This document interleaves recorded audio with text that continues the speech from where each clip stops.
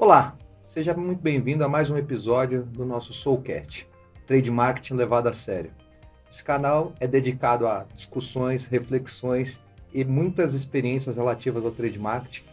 Meu nome é Márcio Lima, eu sou um dos sócios da Soul Trade, uma empresa especializada nesse segmento, e eu estou aqui hoje com duas grandes convidadas que já fizeram parte do nosso primeiro episódio, vale a pena dar uma conferida, mas que hoje trouxeram uma experiência sobre um canal muito específico e que vem tendo um grande crescimento, que é o mercado pet shop. Mas antes de falar das nossas visitas e das nossas experiências, eu queria chamar aqui e apresentar a vocês essas pessoas que trabalham, respiram trade marketing diariamente e que construíram suas carreiras na indústria, atuando nesse segmento, e que hoje dedicam grande parte da sua vida ensinando, passando suas experiências para os estudantes de trade marketing e marketing na ESPM. Tânia Miné, Tati Tomás, mais uma vez obrigado por estar aqui conosco nesse dia tão incrível e falar sobre um universo tão diferente e que vem crescendo muito nesses últimos anos, que é o mercado de pet shop. Queria já começar o nosso papo contextualizando com números. Eu que adoro pesquisa. Durante a pandemia, a gente teve mais de 7 mil novos tutores no mercado brasileiro devido à adoção de pets.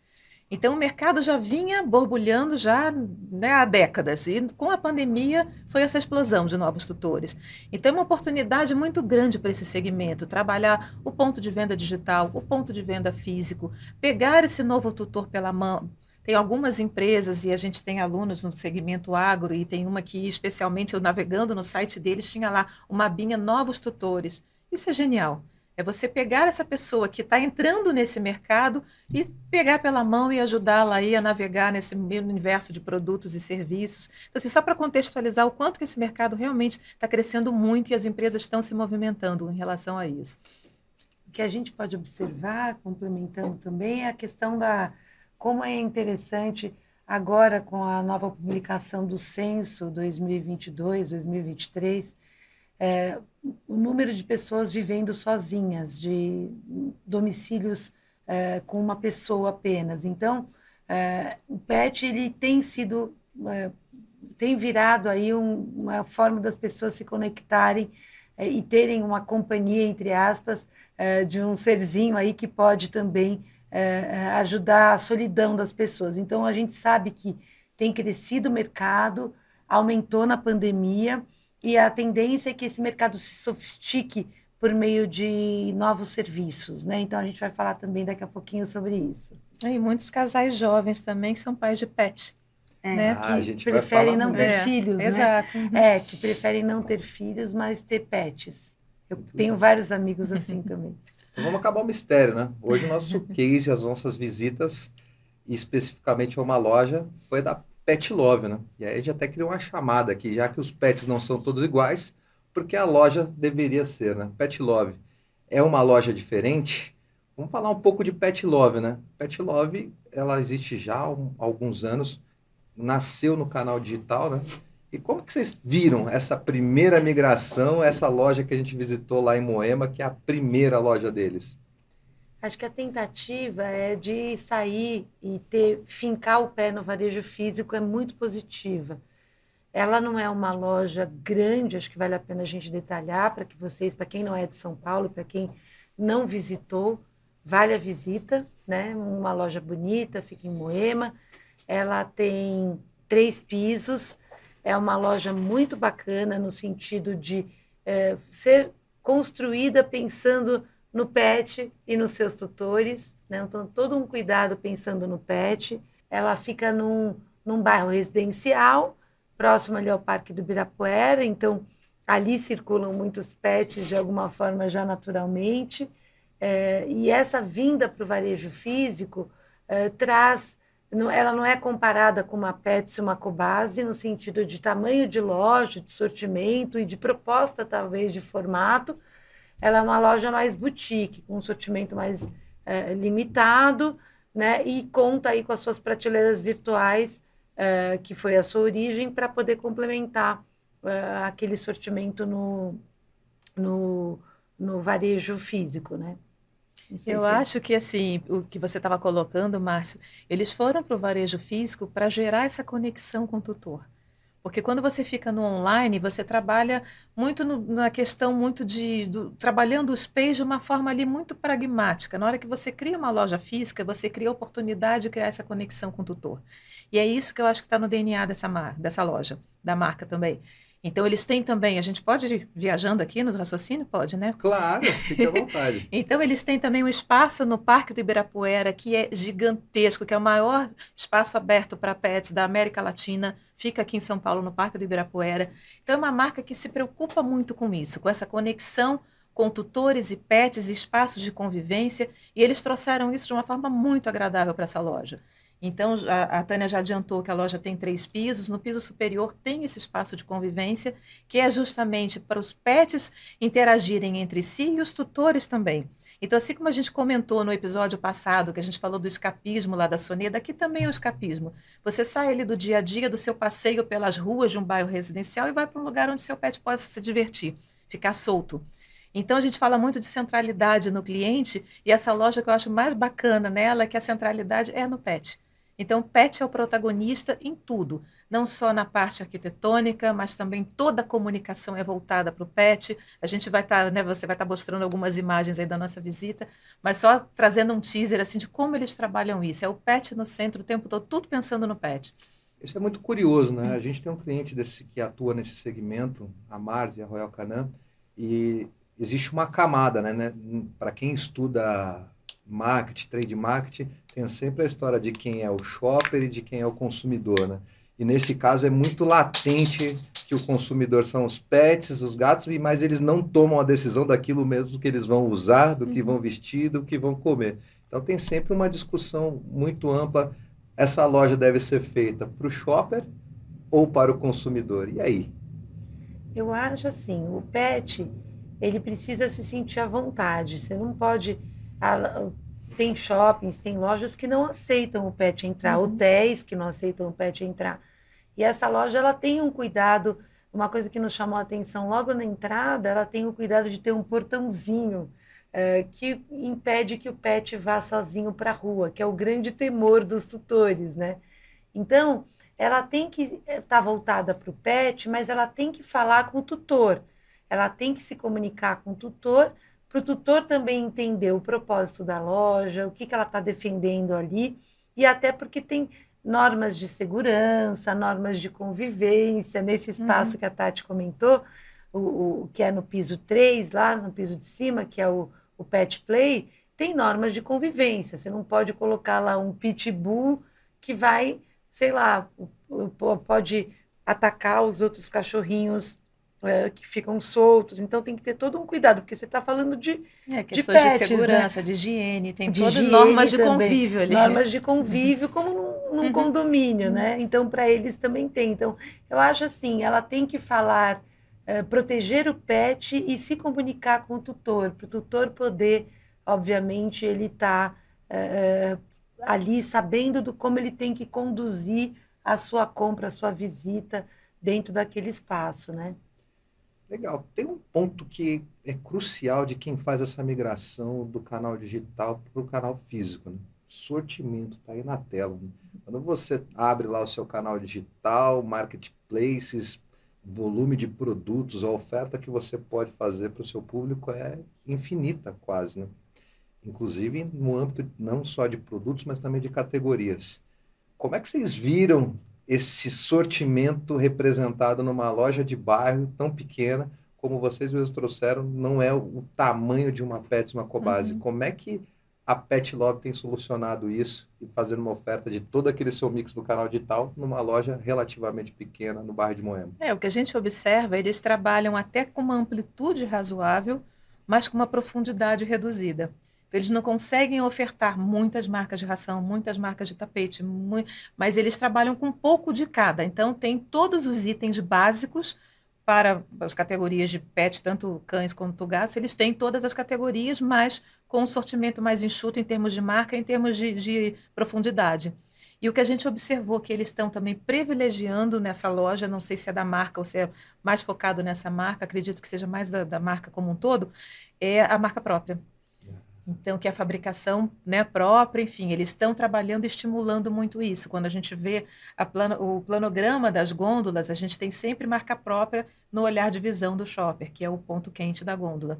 Então, eles estão trabalhando com as marcas líderes de mercado, mas também privilegiando suas marcas próprias. E adicionando a esse comentário a questão da prateleira virtual. Então, como eles vieram do e-commerce para o canal físico, eles estão muito integrados, né? Diferente de outros varejistas aí, até do segmento, eles são muito integrados. Você consegue acessar o portfólio virtual, né, que eles têm no e-commerce e poder ali na loja resolver o seu problema. Esse produto vai chegar na casa do shopper de qualquer forma. Ele não vai precisar carregar esse produto, porque ele vai estar, e ele precisa de um item que não está disponível, ele tem essa alternativa da loja virtual. Posso fazer só um contraponto? Isso que a Tânia está falando, na época da inauguração da loja, existia isso. Agora estava temporariamente desligado. Essa questão do painel, essa integração com o e-commerce. Então, a gente não sabe se foi alguma coisa temporária ou se eles mudaram a estratégia, mas na inauguração da loja, sim, tinha essa integração total com a prateleira infinita. Quando a gente foi agora, nessa segunda visita, não estava assim nesse momento. Então, a gente não sabe se isso mudou a estratégia dele, se era uma coisa temporária, né? Pode ser algum problema de tecnologia, que é bem comum. Quem visita primeiro ano, primeiros meses de uma loja conceito, você pode voltar ali algum tempo depois e muita coisa não está funcionando. É muito comum. É muito comum. Em vários segmentos de mercado. Isso é ruim. Então, por eles serem do digital, eu acho que eles precisavam reativar essa prateleira virtual urgente. Urgente. Eu vou separar esses dois temas, a gente vai falar dos dois. Quando a gente fala dessa história do phygital, né, acho que o shopper e a gente tem uma expectativa de que o consumidor ele tem que ter acesso à tecnologia dentro da loja. Tendo os smartphones na mão, será que não é um recado da indústria? Se você não estiver encontrando algo na minha loja, baixe meu app ou acesse meu site, que de certa forma eu estou pronto para te atender por lá. E aí a gente tem essa necessidade de ter um QR Code, de ter um totem, um display. Será que a indústria não está tentando desconstruir isso do tipo, sim, são dois canais que podem se conversar, mas que eu posso também convidá-lo a sair da loja e ir para o site, ou sair do site e ir para a loja? O que vocês acham disso? É que a gente está indo um pouquinho na contramão da omnicanalidade, né? Que a omnicanalidade é essa integração de todos os canais. Na hora que eu trunco a experiência do shopper, olha, aqui você vai até aqui a página 2, aqui eu já não te ofereço mais, aí você migra de canal, que aí dali eu continuo te atendendo. O ideal é que isso tenha fluidez, para você proporcionar essa jornada totalmente sem atrito para o shopper. É uma solução? Sim, é uma solução, mas não é a melhor.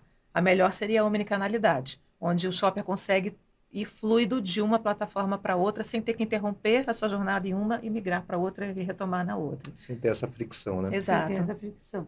E eu acho que, assim, tanto o varejo quanto a indústria, eles têm que trabalhar a jornada de forma mais abrangente. Não dá para ficar olhando pedaços da jornada, né? Porque muitas vezes você vai aos canais, você pega o exemplo falando de um tema que a gente pode e vai abordar com certeza em vários podcasts da nossa série, que é a questão do retail media, né? Como é que indústria e varejo vão compor essas informações? Ora vem da indústria, quando você está falando, por exemplo, de pets, você fala de medicamentos, que você precisa ter mais informação, ou você está falando de uma ração mais natural, mais premium, que você precisa explicar que ela é sustentável, que ela é melhor para o pet e tudo mais. Então, o que a gente acredita é que é muito importante a gente trabalhar essa comunicação em conjunto, né? O varejo tem a sua própria comunicação, da sua marca, dos seus canais, e como a gente viu em outros podcasts, exemplo do podcast Fundacioneda, como é que a gente trabalha a comunicação das marcas dentro daquele espaço, né? Que é o retail media, seja na loja física, seja no e-commerce, seja nas redes sociais, onde quer que seja, né? Nos buscadores, enfim. Eu estou de acordo, né? Às vezes eu vejo algumas redes de varejo, Tani, Tati, e aí vocês, como se fosse um loteamento, né? O indivíduo abre uma loja, coloca as gôndolas, ele começa a vender os espaços, né? Então, esse espaço é da área X, e aí você, como varejista, acaba não entregando uma unidade, né? Uma experiência própria. Né? E eu vi esse caso bem resolvido na Pet Love, mas não são todas as redes, inclusive do segmento pet, que tem isso, né? Que oferecem essa solução de essa é a minha comunicação, esses são os meus serviços, e os produtos estão aqui organizados de acordo com o meu programa, naquilo que eu acredito. Eu acho assim, o que você está falando procede 100%, Márcio. A gente vê o segmento muito trabalhando o grande varejão. E a Pet Love, por ser uma loja boutique, você vê um branding muito trabalhado, né? Que é toda a estrutura de marca. Então, eles trabalham isso muito forte. E é o que a gente já comentou na comunicação, tem a palavra pet, tem a palavra love em toda a comunicação na loja. Então, tem esse carinho, esse cuidado, essa delicadeza em tudo que eles fazem, que difere do varejão, que é o que você falou. Abre a porta e coloca os produtos ali, segmenta, ok, tarará. Mas é uma loja para você comprar o produto e sair sem viver uma experiência, né? Aqui tem essa diferenciação. Eu acho que as coisas poderiam ser somadas, né? Eu sei que a gente fala muito hoje dessa questão dos planos integrados como um JBP entre indústria e varejo, mas eu ainda vejo muito espaço para melhoria. Não pode ser uma coisa pontual, tem que ser ter uma consistência de trabalho dessa comunicação conjunta, né? Sem ferir, por exemplo, o que a Pet Love se propõe como branding ali. Eu tenho um exemplo de um outro segmento que me veio à cabeça enquanto vocês estavam falando, que é a Droga Raia, que faz isso de uma maneira muito, muito boa. Eles otimizaram ali todo o que eles vão vender em termos de retail media dentro dos seus planos de negócio para os fabricantes, e os fabricantes entram com aquela comunicação nesses espaços de uma maneira que não vão ferir a comunicação da Raia, vão se adequar trazendo a comunicação das suas marcas dentro de um espaço que é do varejista. Então, acho que essas questões têm que evoluir, né? Porque os varejistas vão ter o seu padrão de comunicação e a indústria vai ter que, obviamente, se adaptar a esse padrão, né? E se adequar a esse tipo de comunicação dentro de cada segmento de varejo, por exemplo. E no pet não é diferente, né? Exatamente. E você trouxe um ponto que é meio intrigante para mim, eu vou botar essa discussão na mesa. JBP. O JBP, que é essa negociação entre a indústria e o varejo sobre como a gente vai comunicar determinada categoria, determinada marca, acaba virando e se tornando uma relação comercial e menos uma relação de uma proposta de solução para o shopper. Vocês concordam comigo ou estou viajando aqui? Eu vejo isso acabou virando JBP para cá, para lá, mas acabou virando uma transação comercial que é eu compro seu espaço, exponho minha marca e não tem de fato um estudo profundo sobre qual impacto isso vai trazer e qual é o benefício que chega para o consumidor e para o shopper. Estou certo ou estou muito louco? A gente está num caminho, né? Eu diria num gerúndio, estamos caminhando. Aquele eterno gerúndio. Que é péssimo, É né? péssimo, exatamente, você nunca conclui. Mas a gente vê uma tentativa de, pelo menos verbalmente, colocar o shopper no centro das discussões. O que na prática está sendo feito, ainda há controvérsias, mas pelo menos essa tentativa de trazer ali o cliente, o shopper final, para o centro das discussões e tentar chegar, que eu chamo do tripé do ganha, ganha, ganha. Não tem que ser só ganha, ganha, indústria e varejo. Tem que ter esse terceiro ganha, que é o fundamental, que tem que estar no meio. Então, acho que existe essa tentativa, sim, mas ainda não chegamos no modelo ideal, enfim, ainda estamos construindo isso.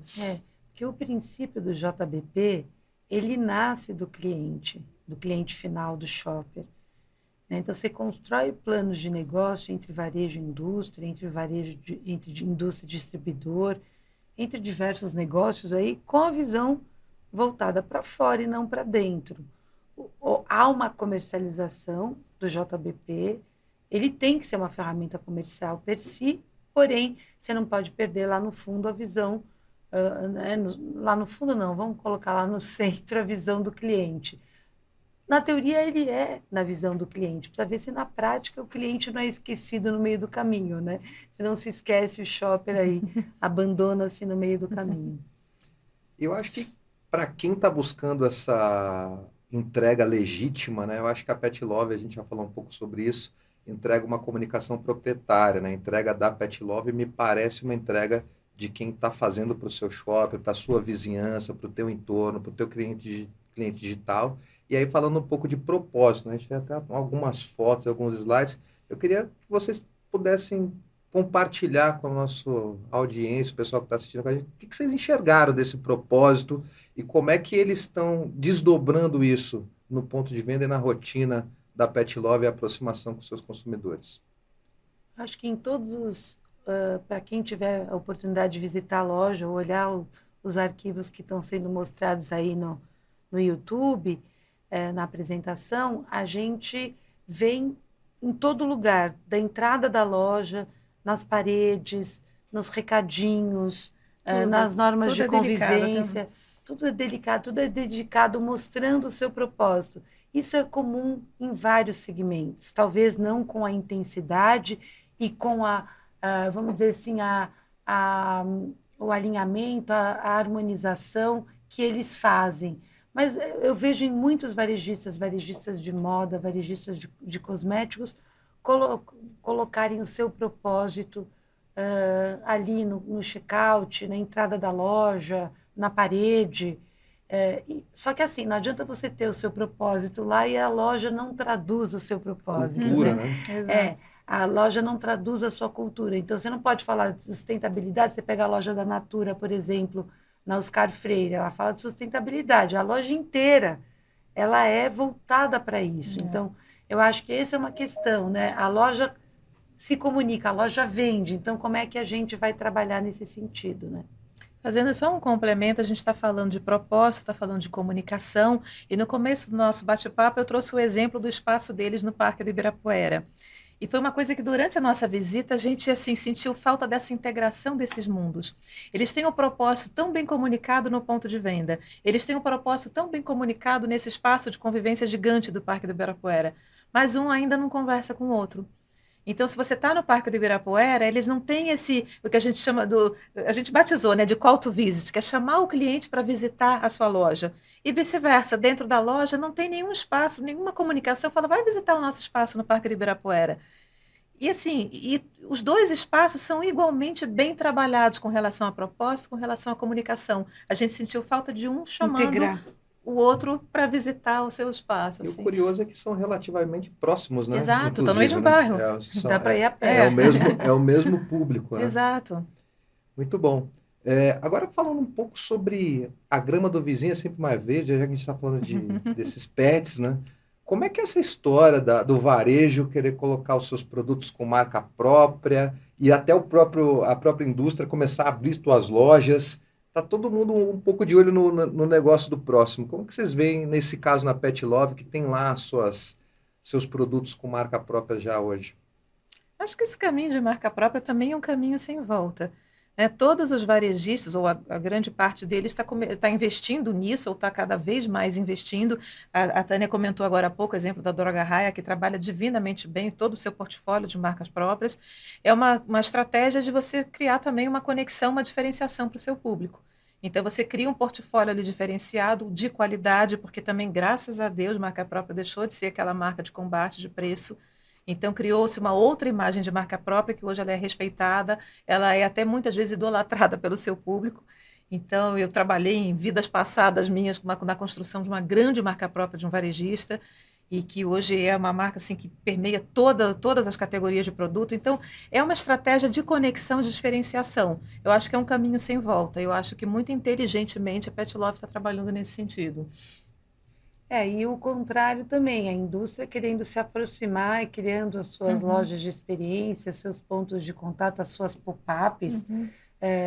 Isso faz sentido. Eu acho que tem que tomar muito cuidado, né? Marca própria já é um segmento consolidado, mas do caminho da indústria ir para o varejo e não tomar o cuidado com... Para que objetivo você quer criar uma pop-up ou uma loja Por que você quer ter uma loja conceito, né? Será que toda a indústria deveria ter uma loja conceito? Eu acho que não. Acho que a gente tem que pensar que tipo de produtos seriam interessantes estarem numa loja conceito. Para que eu quero uma loja conceito? Qual o alcance? Qual que é o ROI dessa loja? Então, porque assim, não existe muito conhecimento de quem tem indústria de quais são os verdadeiros problemas que um varejista encontra, né? Então, a gente fala, viver os problemas reais que o varejo enfrenta, de margens apertadas, não que a indústria tenha margens, não tenha problema com margem, mas é importante entender a limitação que cada core business tem, né? Como que você vai criar uma loja conceito e depois sustentar essa loja conceito, será para que objetivo você quer. Então, acho que eu penso assim, marca própria para mim é um caminho consolidadíssimo de evolução, já estamos num patamar que marcas próprias se equivalem a produtos de bens de consumo em várias categorias, em termos de qualidade, em termos de performance, mas essa questão, eu trabalhei muitos anos na indústria, da indústria ir para o varejo tem que ser muito bem estruturada, né? A gente vê hoje um movimento, não de lojas físicas, mas um movimento muito positivo de criação de marketplaces, né? Então, você vê, a Ambev criou um grande marketplace, Unilever criou um grande marketplace e outras tantas estão indo para marketplace, criando espaços que conectam varejistas e distribuidores, que conectam fornecedores com cadeias de suprimentos. Aí, no caso da Ambev, ela tem 2 marketplaces e tal. Eu vejo esse movimento no varejo digital muito mais positivo do que no varejo físico. No varejo físico, a gente já vê algumas coisas meio estranhas. E tem que fazer a conta. Vale a pena o investimento e tal. Acho que no varejo digital, eu vejo com muito sucesso algumas, falando dessa mudança, né, de DNA, né, das empresas aí. Deixa eu só trazer um complemento para o que a Tânia está falando, que ela tocou no ponto de sortimento, que é super importante nessa questão. Porque na hora que você cria esse canal direct to consumer, que é o direto com o teu consumidor final, você acaba não tendo alguns custos e você consegue privilegiar ali no preço final. E isso pode gerar atrito com o seu canal de distribuição tradicional, seu varejo tradicional. Então, você tem que entender muito bem que sortimento que você vai alocar em cada canal. E aí, trazendo um exemplo de um mercado, nada a ver com o que a gente está conversando, que é de brinquedos. Então, tem um amigo meu que trabalha na Estrela há mais de 20 anos. E eles criaram esse canal direto para o consumidor. E ele mostrou todo o portfólio que eles trabalham, não tem nenhum item que venda em varejo tradicional de brinquedos. Todos os itens ali são de coleção, são itens históricos, são itens que remetem à conexão emocional total. Com a marca, né? E ele mostrando, eu falei, nossa, eu brinquei com isso tudo quando eu era criança. Então, ele falando que é isso, esse resgate do passado, da criança que você foi. Não tem nenhum item que hoje esteja em linha numa loja padrão de brinquedos que venda nesse direto ao consumidor. São itens colecionáveis específicos, é um portfólio totalmente diferente. Então, nunca vai brigar por preço e nunca vai brigar por estratégia também de competir pelo cliente final. Então, acho que isso é um ponto importante também de estar na mente da indústria que quiser chegar direto no teu consumidor. Hoje a gente está bem forte no canal de brinquedos, a gente atende a Lego nos canais especializados, também em hipermercados.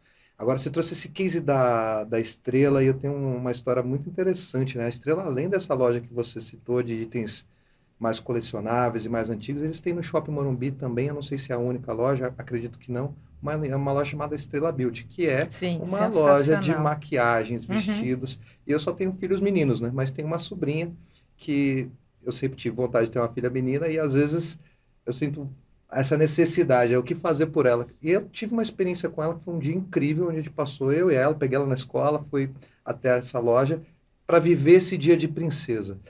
E aí, apesar de, com todo respeito à Estrela, neste caso foi um dia que a experiência, ela superou a compra de produtos. O valor da experiência versus o residual que ficou dos produtos, que são maquiagens, vestidos, etc., foi muito mais valoroso tanto para mim quanto para ela. E é um negócio que ficou muito marcado e resgatou, inclusive, a imagem da Estrela, que para mim, já tenho uma certa idade, já não brinco tanto com esses brinquedos, me resgatou aquela saudade de, putz, olha que marca interessante, olha que preocupação. E a gente está falando tanto nesses podcasts de a experiência, quanto vale, né, essa minha hora com a minha sobrinha. Não tem preço. Não tem preço. Tem lá um valorzinho, mas valeu super Vale a cada pena, centavo, né? Que né? curioso, né? E para mim ficou muito evidente que neste caso a experiência foi muito maior do que os produtos que ficaram de residual para a Helena. Vamos lá, Pet Love. Se fala de Pet Love sem falar dessa omnicanalidade e essa integração digital, não dá para ser, afinal de contas, eles são nativos do canal digital. A gente já falou um pouco sobre como isso reverbera em loja. Eu vou trazer um outro ponto de vista para essa discussão. Como é que vocês enxergam o movimento das compras online hoje, né? A interação do shopper, do ponto de vista que experiência que você pode ter com produto, com serviço, com atendimento no canal digital? Eu acho que o principal é a conveniência. Quando a gente vê pesquisas, né, falando o que te faz comprar numa loja física, o que te faz comprar no canal digital. Então, loja física tem toda a questão da experiência, você sai com o produto na mão. No digital é conveniência, preço e promoção. Então, são atributos diferentes para cada canal. Então, dependendo do teu estado de espírito, e aí trazendo um pouco de pimenta aqui para a nossa conversa, a gente teve aquela loja pop-up eu não sei como se pronuncia, gente, se é Shein, se é Shein, se é Shein, cada um fala de um jeito, enfim, cada um fale como quiser. Eles fizeram aquela loja pop-up aqui em São Paulo. Eu fui no dia que abriu, na hora que inaugurou, porque eu adoro viver experiências, inclusive as piores possíveis. Tinha gente trepada em árvore na Vila Olímpia, que é o shopping onde foi a ação, enfim.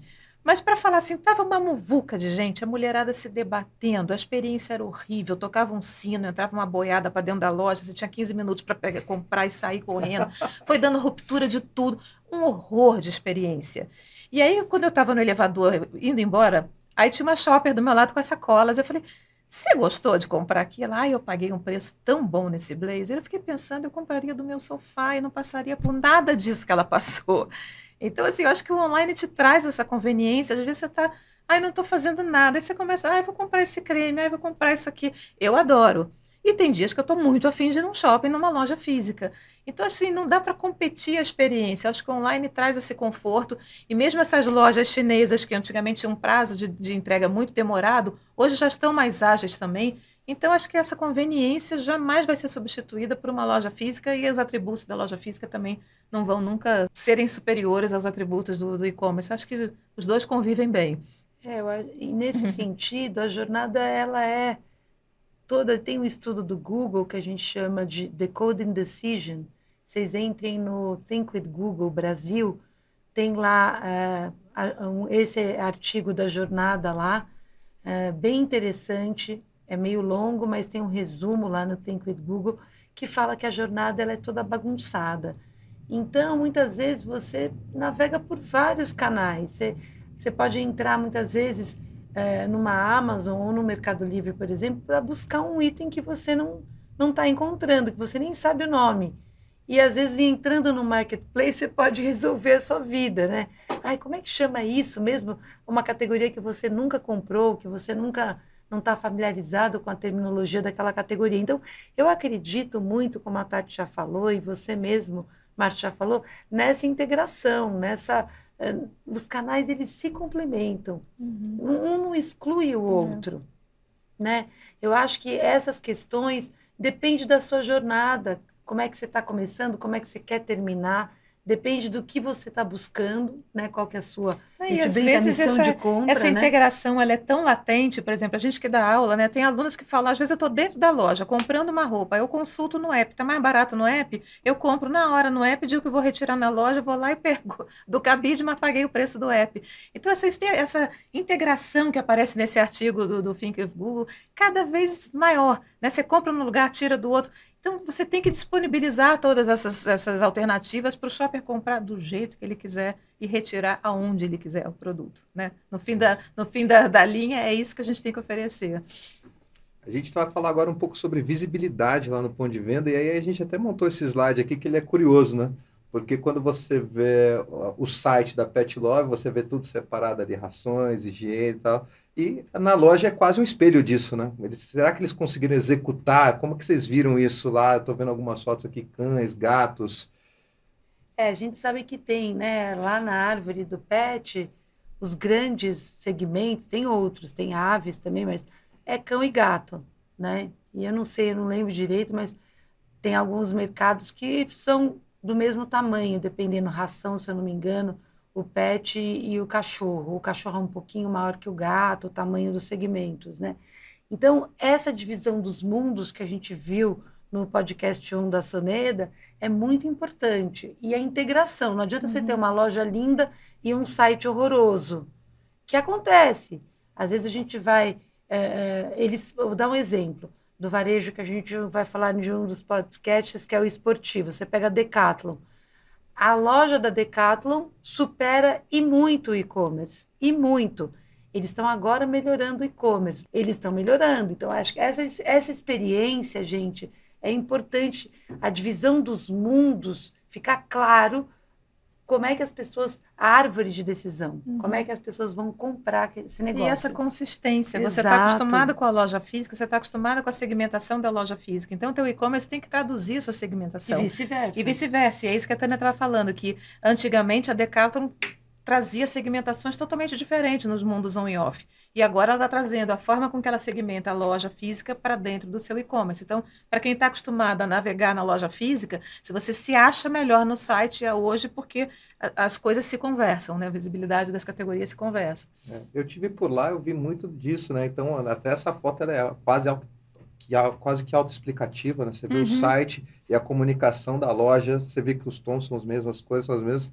Parece que é uma comunicação muito, muito integrada e muito fácil. Essa loja especificamente, ela tem um tamanho bem menor, né? Foi a primeira loja da Pet Love física, então acho que eles fizeram muito era até um projeto piloto, né? Então, de fato, é muito fácil achar os produtos, até porque é um sortimento bem inferior do que outras grandes redes de varejo.